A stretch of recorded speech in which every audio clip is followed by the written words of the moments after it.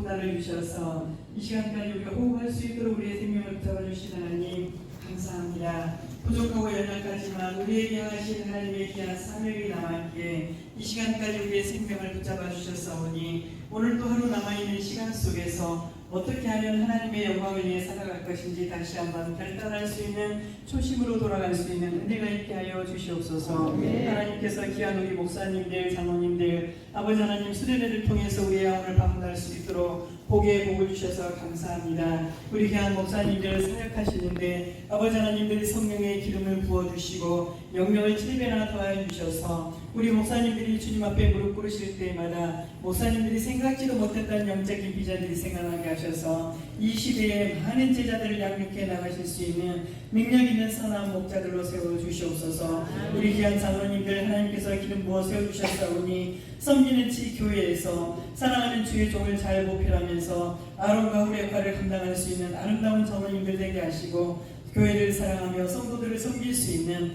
아름다운 영적으로 멋있는 우리 장로님들 되게 도와주시옵소서. 아버지 하나님 차 2대가 왔습니다. 아버지 하나님 운전하시는 분들에게도 피곤치 않도록 강건하게 하셔서 부속 하나하나까지 주의 손이 함께 하셔서 안전하게 모든 일정을 마치고 무사히 도착할 수 있도록 하나님 축복하옵소서. 이 시간도 하나님께서 우리와 함께 하시고 정말 우리 목사님들 장로님들 우리 애양원의 박물관이라든지 손영 목사님 기념관 묘지를 돌아보실 때에 주님의 눈으로 볼 것을 보게 하시고 주님의 마음으로 품을 걸 품고 가셔서 우리 목사님들의 사역이 행복하게 하시고 우리 장로님들의 귀한 아버지 하나님 섬기는 모습들이 아름다운 열매들로 나타날 수 있도록 하나님 도와주시옵소서. 이 시간까지 에베네셀 되신 예수 그리스도 이름으로 간절히 기도하옵나이다. 아멘. 반갑습니다. 우리 교회를 방문해 주셔서 감사드리고요. 오시다 보면 왼쪽에 애양병원이라고 보셨죠? 네, 거기서부터 애양원이에요. 그래서 애양원이 땅이 14만 평입니다. 굉장히 넓죠. 그래서 애양원, 그래서 애양원의 뜻은 사랑의 길을 양 동산원, 사랑으로 양들을 키우는 동산이다. 그래서 애양원이라고 부르고 있습니다. 그리고 우리 교회 지금 역사는 114년 됐습니다.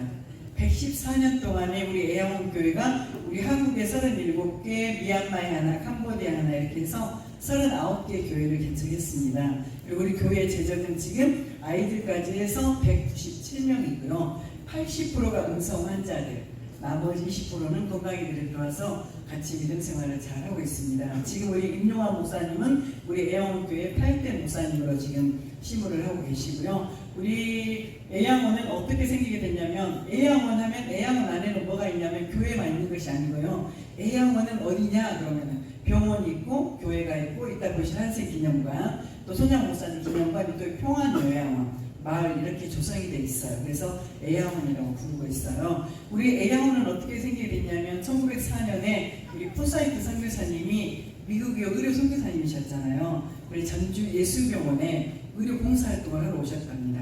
그래서 어느 개인집에서 이제 묵게 됐는데 왔다 갔다 출퇴근을 하시는데 100년 전이니까 미국 사람이라 좋은 것이 있겠다 하고 강도가 들어왔어요. 그래 강도가 들어와갖고 선교사님 가지고 있는 거 좋은 걸 뺏으려고 하니까 선교사님은 안 뺏기려고 이제 몸부림을 치다 보니까 칼자국이 몸에가 너무 많이 나서 피를 너무 많이 쏟아진 거예요. 그래 군산병원으로 내려갔더니 아이고 여기서는 치료를 못하겠습니다. 그래서 군대를 똘똘 다 야무지게 감아서 미국으로 이제 절차를 밟아서 치료를 하러 들어가셨어요. 치료를 하러 들어가신 우리 푸사이트 선교사님은 몸이 그 지경이 되셨는데도 계속 우리 한국을 향해서 기도를 하셨답니다. 하나님 내가 죽더라도 한국 가서 복음 전하다 죽고 싶어요. 저를 한국으로 보내주세요. 그 사명을 가지고 하나님의 마음으로 심정을 가지고 한국을 위해 항무지 같은 우리 한국 땅을 놓고 기도를 하셨다는 거예요. 그래서 하나님의 시간표가 1907년이 됐어요. 그래서 미국 남장로 선교부에서 선교부로 이제 선교사로 파송을 받아서 목포로 오셨고요. 그때 당시 미국 남장로 선교사님들은 굉장히 시골 출신들이셨대요. 그러니까 좀 인정도 많고 선교사님들이지만은 북장로 선교사님들은 도시 출신들이셔갖고 선교사님은 선교사님인데 조금 냉랭하니 좀 차고 이러셨는데 우리 애원은 특별한 은혜를 또 받으셨어요. 남장로 선교사님들을 통해서 복음을 받아들였기 때문에 그래서 목포 오셔서 선교활동을 하시는데 우리 오현 선교사님과 윌슨 선교사님은 광주 지역에서 전라남도 이제 여수, 순천, 벌교, 장흥, 강진, 광양, 동부 육군을 맡아 사역을 하시는데 오현 선교사님이 추운 겨울에도 몸을 아끼지 않고 식사하는 시간도 아까우셨답니다. 이 내가 밥 먹는 시간에 불신자를 만나서 내가 복음 전해야지. 오직 전도하는 일에 굉장히 몸과 마음과 모든 것이 쏟아져 있는 거예요. 식사도 걸러가면서 추운 겨울에 복음을 전하시다 보니까 급성 폐렴이 걸리셔갖고 피를 토하면서 이제 너무 많이 쏟아지는 거예요. 그러면서 쓰러지니까 옆에 계신 일스선 교사님이 목표에 계시는 포사이트 선생님에게 전보를 띄우셔요. 지금 오해선 교사가 너무 많이 아프다. 나 혼자 치료를 해보려니까 너무 힘이 들고 버겁다. 같이 치료를 하게 좀 내려와라. 그 정보를 딱 받고는 포사이트 선교사님이 오해선 교사님 치료해주기 위해서 목포에서 광주까지 말을 타고 막 내려오시는 거예요. 막 내려오시는데 나주 남편 금방산이라는 모퉁이를 딱 보려고 하니까 길가에가 사람 하나가 쓰러져 있어요. 근데 그냥 지나가셔도 되거든요. 근데 도저히 그냥 지나갈 수가 없어서 딱 말을 세워놓고 가깝게 가서 딱 보니까 의사니까 바로 한눈에 알 수 있었어요. 한쪽에는 근육이 다 빠져갖고 다리가 대쪽같이 뼈다귀 많이 있는 다리, 한쪽 다리는 합병증으로 삥삥 불어갖고 피고름 지물이 얼마나 많이 났는지 냄새가 너무너무 심하게 나는 남루한 한센병 환자가 쓰러져 있는 거예요. 그때는 한센병이라고 하지 않았잖아요. 나병, 문둥병이라고 했잖아요. 지금은 나병이다, 문둥병이다 하면 그분들이 신고를 하면 저희들은 인권침해로 걸리는 거예요. 지금은 한센병이다 이렇게 말씀을 해주셔야 돼요. 그래서 딱 보니까 잘못하면 그때만 해도 잘못하면 전염될 수 있는 무서운 병이었는데 선교사님이 보시면서 이것이 더러워서 내 몸에 옮겨지면 어떡하냐 이런 두려운 마음이 있는 것이 아니라 우리 예수님이라면 지금 이 환자를 만났을 때 어떻게 했을까? 예수님의 마음을 품고 하나님 아버지 이 병이 나에게 옮겨져도 좋습니다. 예수님의 사랑으로 큰 냄새나는 한센병 환자를 끌어안아서 말에다 태우고 말 높이 잡고 걸어서 이제 광주 제주원까지 오시는 거예요. 몇 시간이면 도착했는데 3일이 걸려 도착을 했더니 오현성 교사님은 돌아가시고 오는 거예요.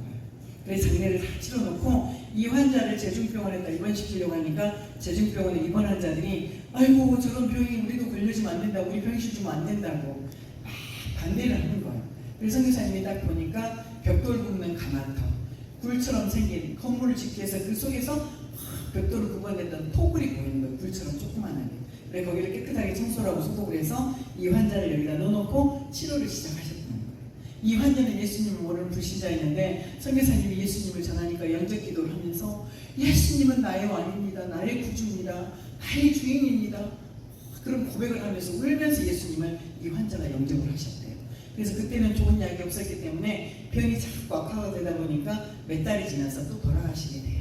그때 당시 제중원은 지금 광주 기독병원으로 바꿔졌어요. 그 자리가. 그래서 선교사님이 딱 오는데 4명 우리 할머니 할아버지 지금 연세가요 70, 80, 98세 그러시거든요. 근데 가장 어린 나이가 몇 살 때를 한센병이 걸렸냐면 7살 7, 8, 9, 10, 11살, 12, 13, 14 한참 성장한 나이에 이런 병이 걸려갖고 가족들과 떨어져 살아야 되고 가족들이 있어도 우리 딸 아니다 우리 아들 아니다 버려보는 거예요. 그랬을 때 우리 할머니 할아버지들이 뒤집어 쓰고 이 집 저 집 다니면서 국어를 하고 얻어먹고 사시다가 선교사님들을 만나서 복음을 받아들여서 행복하게 지금 사시는 거거든요.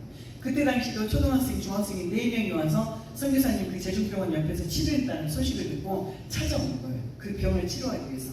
찾아와서 선교사님 손을 잡고 옷을 잡고 막 따라다니는 거예요. 선교사님이 그분들에게 걱정하지 말으라고 너희들 하나님이 다 치료해줄 거라면서 그 토굴 속에다 4명을 넣으려고 하니까 안 들어가잖아요. 좁아서. 그래서 한 분 넣어놓고 치료하고 꺼내고 또 한 분 넣어놓고 치료하고 꺼내고 하니까 하나님 앞에 선교사님이 기도를 올려드리셨대요. 하나님 가족들에게도 버림받았습니다. 세상 사람들에게도 무시당한 사람들인데 한껏 예배도 드리고 치료할 수 있는 공간을 좀 주십시오. 지경을 넓혀주십시오. 울면서 기도를 드리는데 그날 광주 시내에 있는 깡패가 그 길을 싹 지나가는 거예요. 근데 우리 할머니 할아버지들 쓰던 지팡이가 막 피고름 지물이 묻어 있잖아요. 깡패인지도 모르고 선교사님은 한국말로 젊은이 그 지팡이 좀 주워주고 가게 하니까 깡패가 딱 쳐다보더니 재수없다고 침을 뱉으면서 지팡이를 발로 툭 차고 그냥 지나가거든요. 선교사님은 그 환자를 끌어안고 있으면서 발로 지팡이를 끌어 당겨갖고 장갑도 끼지 않는 맨손으로 지팡이에 묻어있는 피구름을 닦아서 선교사님 옷에 닦으셨다는 거예요. 그래도 깡패가 양심이 있었던지 저만큼 가다가 뒤로 딱 쳐다보니까 선교사님이 그러고 계시잖아요. 그날 밤에 깡패는 잠을 잘 수가 없었대요. 눈만 감으면 선교사님 모습이 떠올랐어요. 어떻게 같은 한국 사람이 나도 같은 동족이 나도 지팡이 하나 주워줘야 하면 더러워서 내가 발로 차고 침을 뱉고 왔는데 미국 사람이 어떻게 저기 우리나라까지 와서 할 수 있을까? 저 사람 속에는 도대체 뭐가 있을까? 잠을 잘 수가 없었대요. 뜬 눈으로 밤을 새다시피 하면서 선교사님이 어떤 분인가를 수소문해서 이제 알게 된 거예요. 선교사님이라는 것을 알고 선교사님을 찾아와서 깡패가 선교사님 무릎 앞에 무릎을 꿇고 두 손을 잡고 선교사님, 선교사님이라고 불렀습니다. 저는 광주시내 있는 깡패인데 선교사님이 믿는 예수님을 나도 믿으면 되겠습니까? 이런 고백을 했다는 거예요. 복이 굴러온 거잖아요. 그래서 학습 세례도 주고 신학을 하셔갖고 훌륭한 목사님이 되셨어요. 대단하죠? 그래서 이 훌륭한 목사님이 정말 깡패 목사님이셨는데 정말 목사님이 되면서 굉장히 그 광주시내 부자였는데 100년 전에 땅을 1000평을 하나님 앞에 바치게 돼요. 그래서 최초로 한국에 나병원이 세워지고 영과 육을 치료할 수 있는 우리 애양원이라는 공동체가 길가에 쓰러졌던 한센인 한나로 인해서 오늘까지 114년의 역사를 이루면서 39개 교회를 개척해서요. 정말 예수님을 알지 못하는 죽어가는 많은 영혼들을 주님께로 인도하는 사도행전 1장 8절의 은혜가 성취하는데 저희 교회가 쓰임받고 있는 도구로 사용되고 있습니다. 그때는 미약했잖아요. 그죠? 소라하고 그랬지만 114년이 지난 지금은 세계 속의 성지가 되는 이렇게 아름다운 성지로 만들어주셔서 우리 교환 목사님, 정만일 권사님들이 정말 서울에서 여기까지 또 오셨지 않습니까?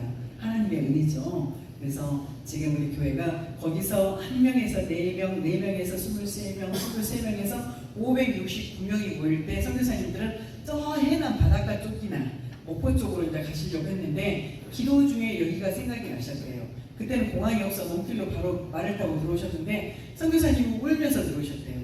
왜? 조그마한 산이 있으면서 바다가 딱 끼고 있는데 우리 569명 식구들이 살기는 너무 좋다.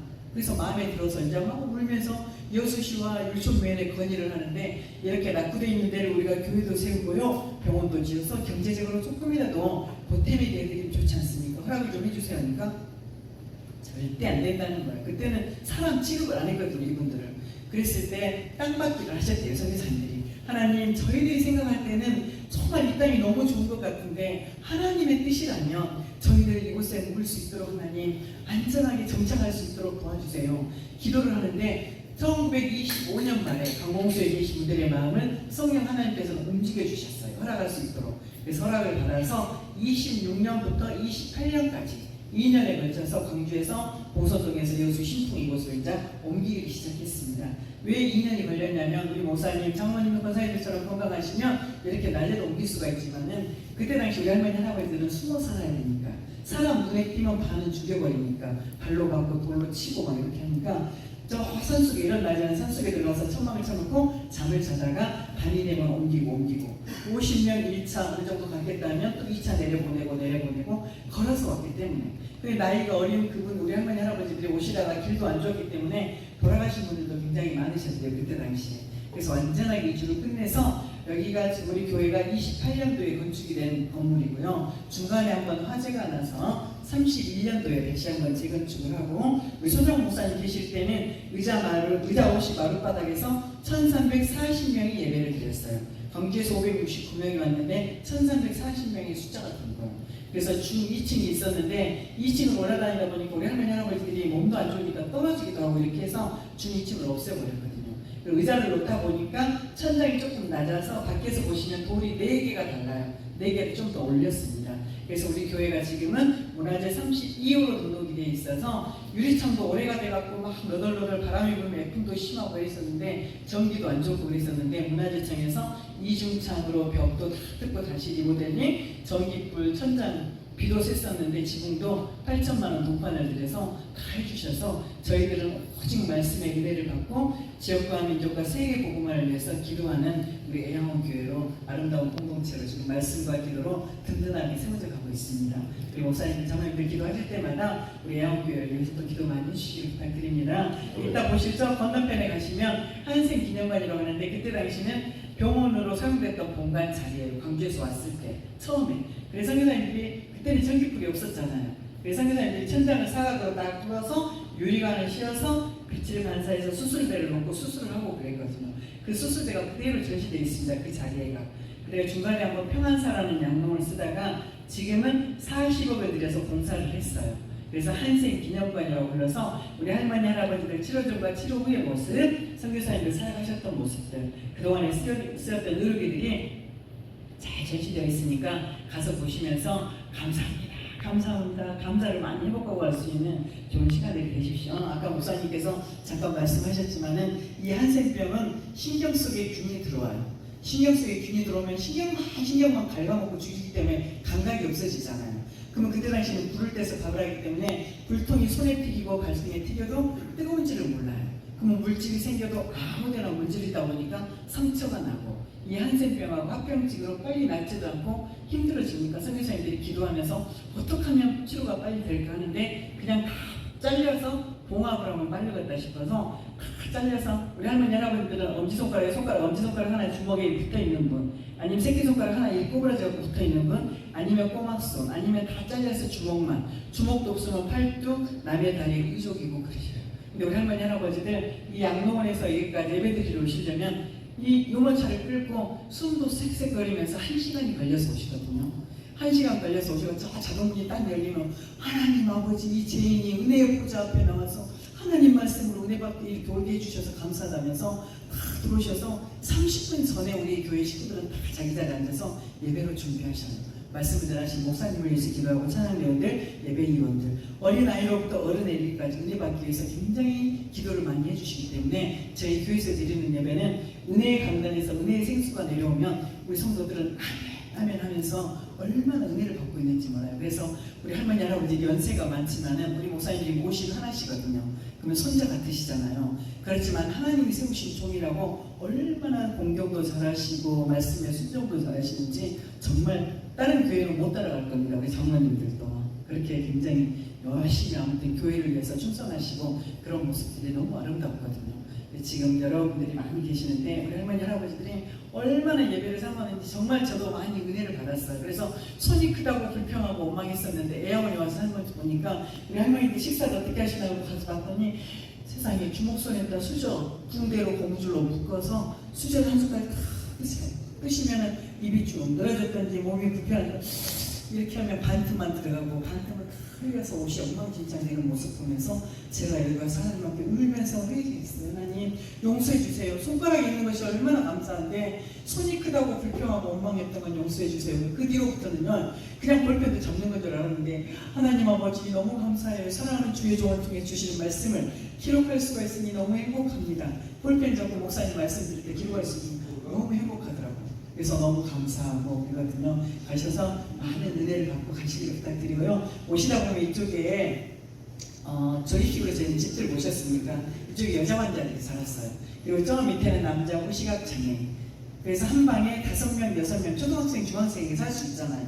그래서 방마다 믿음이 좋은 사람 15살짜리가 있고 13살짜리가 있어도 13살짜리가 연발이 있으면 그 방에 방장이에요. 그래서 A형원에는 방마다 방장들을 세워놓고 해초리를 하나 문 앞에 딱 걸어놓고 새벽 3시 반만 되면 A형원의 방장들은 해초리를 드는 시간이에요. 일어나라 머리 비싸라 세수해라 하나부터 10가지를 연구하고 끌어주는 리더자 역할의 방장들의 몫이었거든요. 4시 반에 새벽 예배 드니까 가자고 깨우는 거예요. 그러면 지금 우리 할머니 할아버지들이 말씀하신 거 보면 그때 방장들이 깨우면 그렇게 엄마 아빠가 보고 싶고 가족들이 보고 싶어서 울다가 이제 못 나오잖아요. 새벽 예배를. 그럼 방장들은 1000명이 넘게 앉아있어도 5분 전에 예배 시간 새벽 예배 5분 전에 딱 일어나서 우리 방 식구 누가 안 나왔는지를 체크를 해서 그날 아침에 새벽 예배 빠진 사람은 아침, 점심, 저녁을 안 줘요. 하나님의 은혜로 너희들이 애양원에 왔는데 너희 엄마 아빠도 병들었다고 너희 버리지 않았냐? 하나님의 은혜로 애양원에 왔는데 영적인 양식을 먹지 않고 육적인 양식을 먹어서 뭐하냐면서 안 주는 거예요. 그때는 지금같이 좋은 쌀밥도 없었잖아요. 미국에서 큰 가마니에다 옥수수가루 덜빵거진 거 건더기 있는 거 보내주면 지금 교회 사무실로 쓰는 그 자리가 창고였는데 매주 화요일마다 방장들이 양판 갖고 와서 5명입니다, 6명이다 하면 그 옥수수가루 주면 죽을 끓여 먹었던 시절이었거든요. 근데 새벽 예배가 안 나가면 옥수수죽도 하루 종일 안 주니까 그 옥수수죽이라도 안 굶으려고 길을 쓰면서 이제 새벽 예배를 나와요. 나오는데 자기 모습이 그렇게 이쁘고 잘생겼던 얼굴이 무섭게 변해가서 자기가 자기를 봐도 무서워서 볼 수가 없는 거예요. 그랬을 때 삶을 포기하는 거예요. 우리가 무슨 선물을 받아서 이런 병이 걸려고 이렇게 살아야 되냐. 차라리 우리가 죽어보자. 그래서 이제 마음 맞는 사람끼리 저 기념관 가는 데에 바닷가가 있는데 굉장히 그때는 파도가 셌어요. 거기서 이제 약을 먹고 빠져 죽으려고 하는데 약병만 들으면 이 손을 막 이리 흔들어 떨려갖고 약병을 잡을 수가 없었다는 거예요. 몇 번을 시도해도 그렇게 됐대요. 그랬을 때 이분들이 그 어린 나이에 그 산등성의 가시덤불 속에서 무릎을 꿇고 박수를 치면서 하나님을 만나는 거예요. 예수님이 우리가 아니고 나를 위해서 십자가를 지셨구나. 십자가에서 영원히 죽지 않고 3일 만에 부활하셔서 다 있을 곳을 예배놓고 다시 오겠다는 천국의 소망을 바라봤을 때 우리 할머니 할아버지들이 그 어린 나이에 인생관이 180도로 달라져 버렸어요. 천벌이 아니라 천혜다. 하나님이 이런 은혜를 우리에게 주시지 않다면 어떻게 우리가 예수 그리스도 알고 믿었겠느냐. 주목선으로는 나 같은 죄인 살리신 주의 놀라워 예수 사랑하시면 거룩하신 말일세 날 사랑하시면 날 사랑하신 성경에 써있냐면서 지금까지 살아온 인생이 40년, 50년, 60년, 70년, 80년 가까이 되시잖아요. 우리 할머니 할아버지들 수십 년의 세월을 살면서도 힘이 없고 힘이 안 들고 막 원망 안 나오겠습니까? 그렇지만은 우리 할머니 할아버지들이 그 어린 나이에 인격적으로 하나님을 만났기 때문에 지금까지 수십 년의 세월을 살면서도 늘 행복하시는 거예요. 조그마한 약을 하나라도 딱 드리면 어떻게 이거 먹고 자온 줄 알고 줬으니 고맙네 감사하네 이렇게 말씀하시거든요.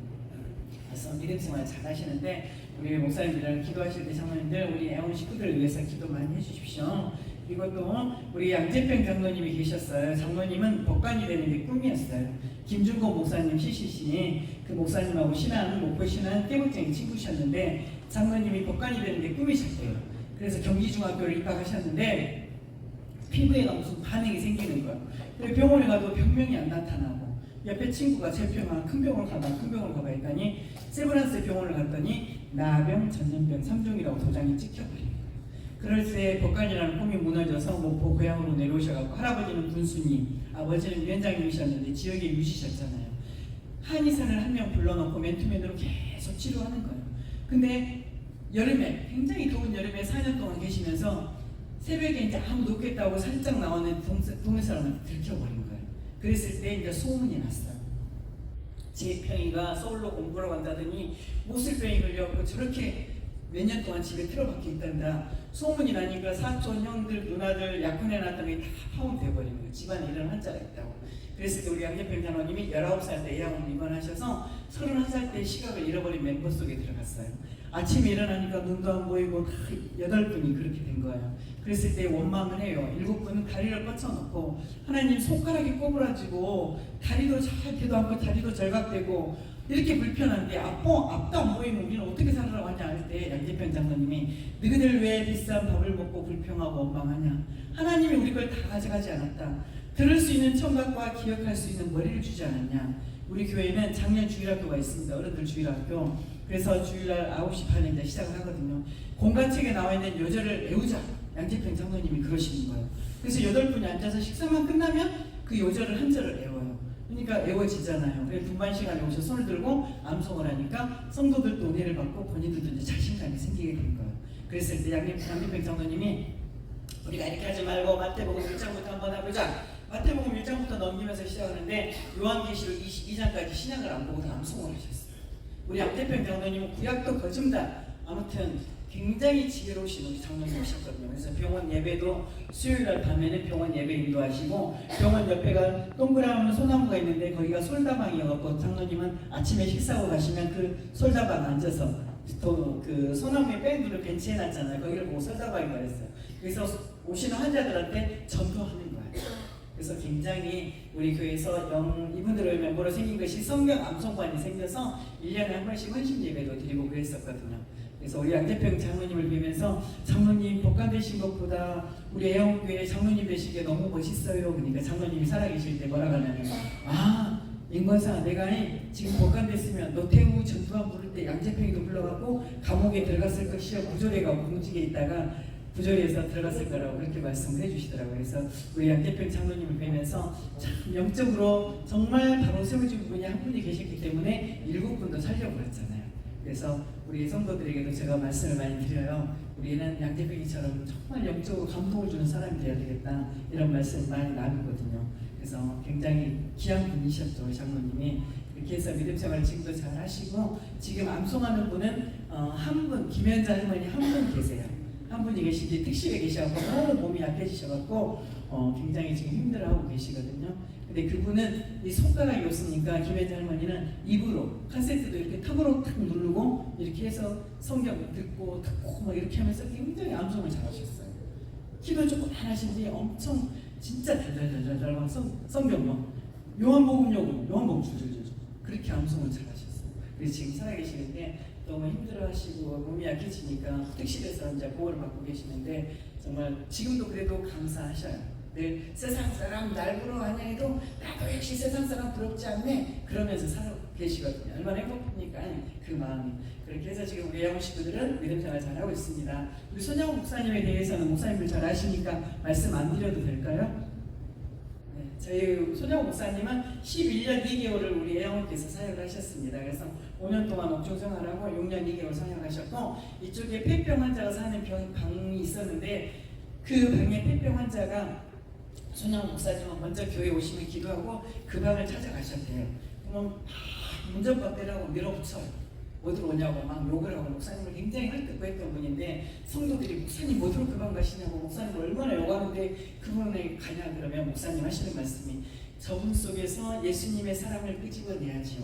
그러면서도 계속 문전박대를 당하면서도 가셨다는 거예요.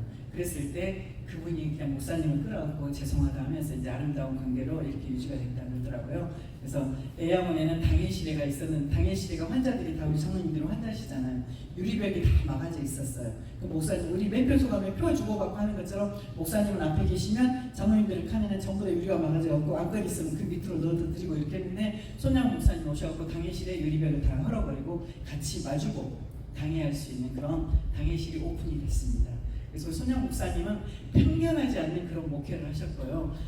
정말 어떤 성도든지 가장 힘들고 지쳐있는 성도를 찾아가서 나에게 잘해주는 그런 성도만 찾는 것이 아니라 가장 힘들고 지쳐있는 성도를 찾아가서 먼저 끌어안고 기도해주고 보듬어주시고 이런 사랑을 많이 실천하셨대요. 그래서 아름다운 우리 손영 목사님의 그런 사랑들을 우리 애원 식구들이 잊지를 못하고 지금도 믿음 생활을 잘하고 있습니다. 우리 목사님들 영적으로 멋있는 목사님들 되셔서 이 시대의 말씀과 기도로 많이 변혁해 나갈 수 있는 멋있는 우리 목사님, 장로님, 권사님들 되십시오. 감사합니다.